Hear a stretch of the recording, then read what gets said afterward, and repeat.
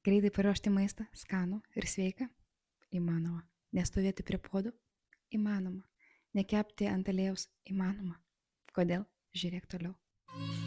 Šiandien noriu pristatyti Jums mano virtuvės pagalbininką Frito Double, kurį aš naudoju jau gan ilgą laiką ir paruošti su Jumis pietų per 30 minučių.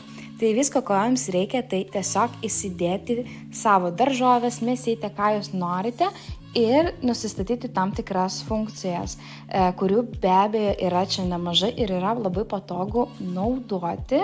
Ir viskas yra beje kepama be aliejus, kas yra labai sveika. Tai ką aš dar padariau, tai papriskoniavau daržovės ir dar įsidėjau kepti bulvių rutuliukus. Ir tu tarp pasižiūrėkite į vištieną, kaip jinai gražiai atrodo iškepusi, bei bulves.